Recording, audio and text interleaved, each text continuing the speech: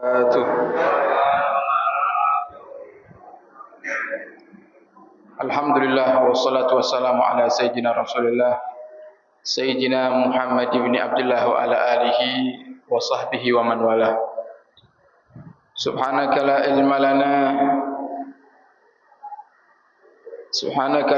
lana illa ma 'allamtana innaka antal alimul hakim. Rabbi shrah li sadri wa yassir li amri wahlul 'uqdatam min lisani yafqahu qawli bi jahin nabi wa sahbi wal ali. Dusurukum yahlad darab, dusurukum yahlan naubah, dusurukum yahlal hili wal akad, amma ba'd. Qala musannif rahimahullahu wa nafa'ana bihi wa bi ulumihi fid dharain amin.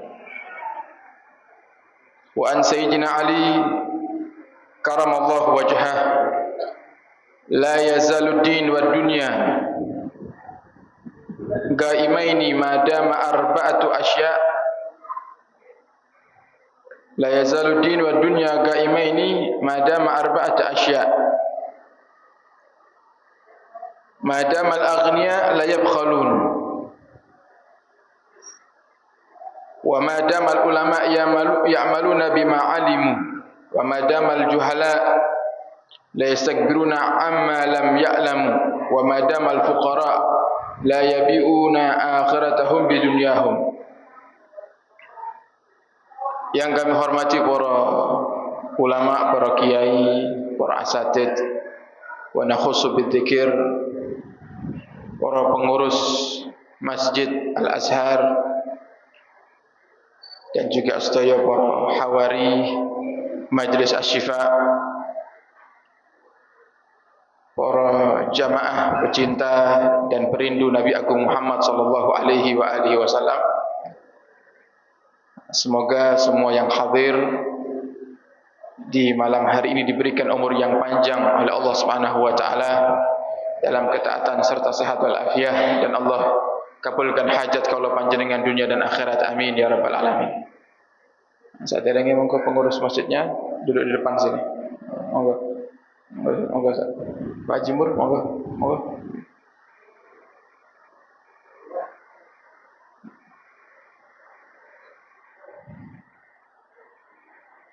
Alhamdulillah, Bapak Ibu, kita bersyukur di malam hari ini Allah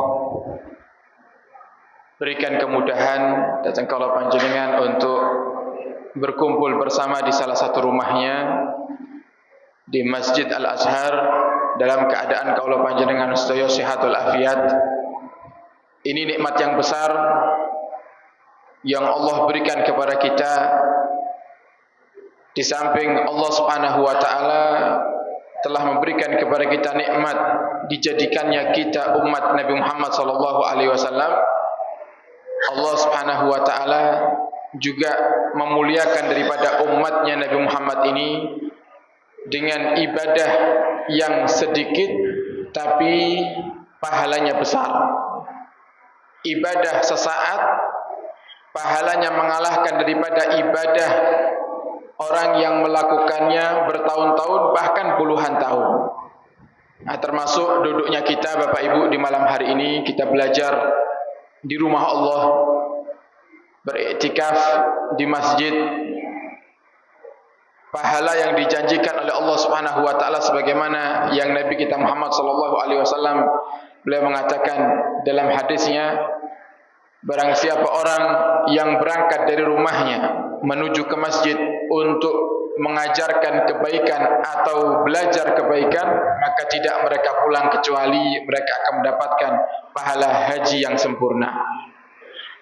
Ini nikmat yang besar. Kita duduk di sini ini Bapak Ibu cuman sesaat, kira-kira ini majelis sampai adzan isya nanti. Nggih. Majelisnya sampai isya. Ya perkiraan tidak sampai ya 1 jam lah, 1 jaman. Tapi kita bisa mendapatkan pahala haji yang sempurna. Hal ini yang menjadikan sebab umatnya Nabi Muhammad SAW menjadi umat yang sangat beruntung, yang sampai-sampai Nabi Allah Musa alaihissalam pernah memohon kepada Allah Subhanahu wa taala, ya Allah, aku melihat di dalam suhuf, suhuf itu lembaran-lembaran wahyu yang Allah turunkan kepada Nabi Allah Musa alaihissalam.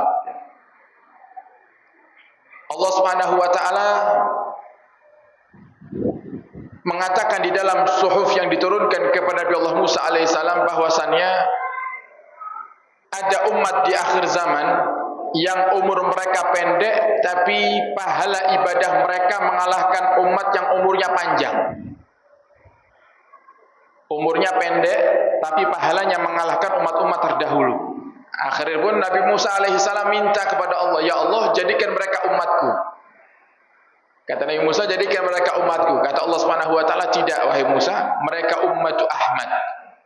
Mereka itu adalah umatnya Nabi Muhammad sallallahu alaihi wasallam yang memiliki nama lain adalah Ahmad. Dari sini para hadirin, yang dimaksud umat di akhir zaman yaitu umatnya Nabi Muhammad sallallahu alaihi wasallam termasuk kaula panjenengan iki.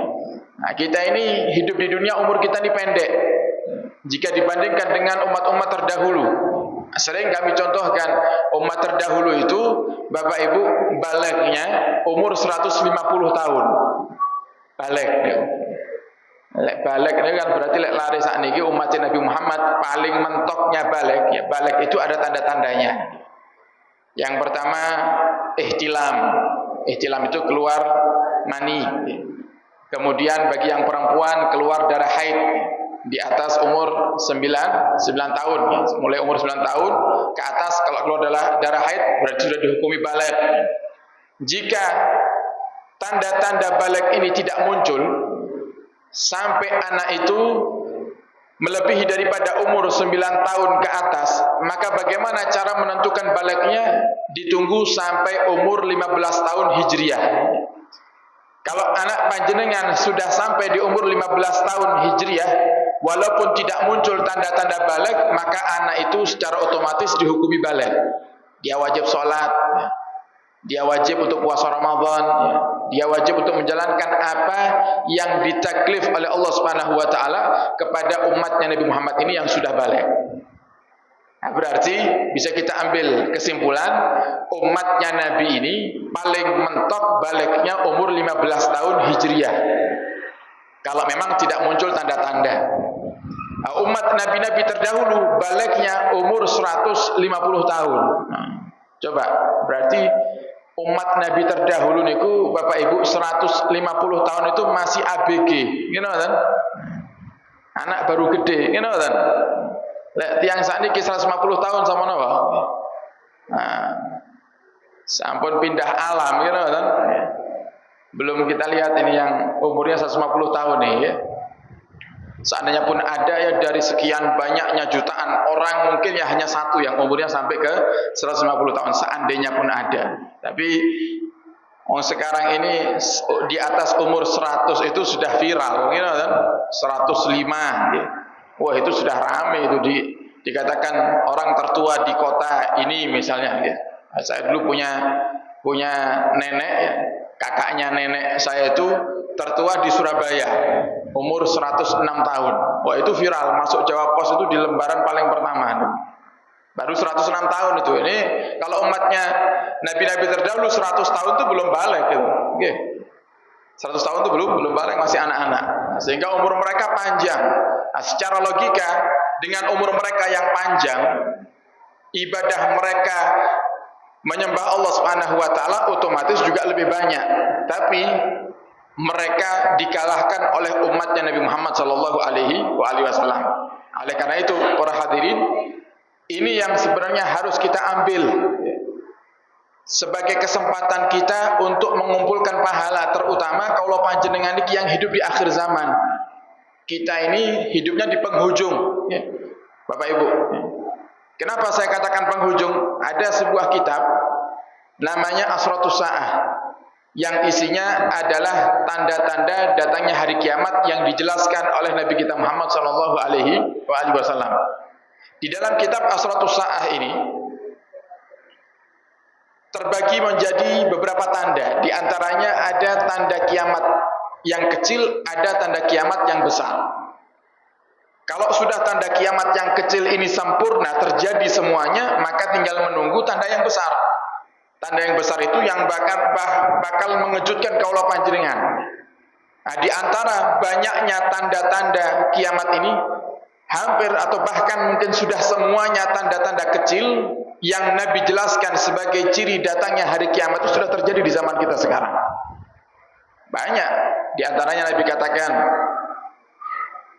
di akhir zaman itu akan banyak kedustaan, akan banyak kebohongan, akan sangat banyak sekali orang yang tidak jujur. Sampai-sampai kata Nabi Muhammad, jika ada orang yang sedikit saja jujurnya, wah dia sudah dikenal sebagai orang yang sangat baik sekali. Wah ini zamannya. Ini zamannya. Ada orang misal, oh dia belanja di toko panjenengan, jenengan ngasih kembalian lebih 1.000, jenengan ngasih kembalian lebih 1.000 rupiah, yang panjenengan sendiri menganggap remeh itu 1.000. Nah, ketika uang itu dibawa oleh si pembeli sampai di rumah, mungkin dia menghitung uangnya. Setelah itu dia dapati kok ini kembaliannya lebih 1.000, dia kembali ke toko kita. Dia kembali ke toko kita. Pak, ngapunten niki, wow kembaliannya lebih 1.000, dikembalikan. Oh itu kadang kita sudah kagumnya luar biasa. Kalau zaman dulu itu sudah kewajiban itu. Itu sudah kewajiban. Sama seperti halnya kita lihat sekarang. Kalau kita lihat ada orang sholat 5 waktunya baik, wah kita kadang kagumnya luar biasa. Atau bahkan ada orang itu yang baru menjalankan sholat 5 waktu sudah merasa dirinya paling soleh sak kuto anyar, gitu kan? Baru 5 waktu ini yang dikejarkan. Kalau orang dulu semakin banyak ibadahnya, semakin mereka merasa dirinya tidak baik. Nah, sehingga sesuatu yang ibadah yang sedikit di akhir zaman ini akan tampak seakan-akan sudah sangat mulia sekali. Dan ini zamannya. Ini zamannya Bapak Ibu. Kemudian Nabi juga katakan di dalam hadisnya tentang tanda akhir zaman. Sayati alaikum zamanun, akan datang kepada kalian satu masa yang mereka umatku itu lari dari para ulama. Tidak mau duduk ngaji, tidak mau, tidak betah. Belajar ilmu, tidak betah. Sehingga Allah Subhanahu wa Ta'ala akan berikan kepada mereka musibah-musibah. Dan ini nyatanya. Kita lihat saat ini ya Bapak Ibu. Nah sekarang warga Kuto Anyar aja. Warga Kuto Anyar. Malam hari ini di Masjid Al-Azhar Kuto Anyar ini ada majelis. Kira-kira apakah semua warga ini hadir? Boten. Kemudian yang kedua, atau mungkin 50% yang mereka hadir juga tidak. Tapi jika ada kegiatan-kegiatan yang itu sesuai dengan keinginan hawa nafsu mereka, mereka akan hadiri itu. Mereka akan ikuti tanpa mereka ragu, Bapak Ibu. Coba ada konser, saya tanya seandainya di malam hari ini habis maghrib di Masjid Al-Azhar ada ngaji bareng seperti ini, kemudian juga kebetulan di Kuto Anyar juga ada konser. Nah, konser nopo misalnya karaokean dangdut apa itu nggih. Nah kira-kira menurut kebiasaannya sing luwih rame sing pundi kira-kira nih.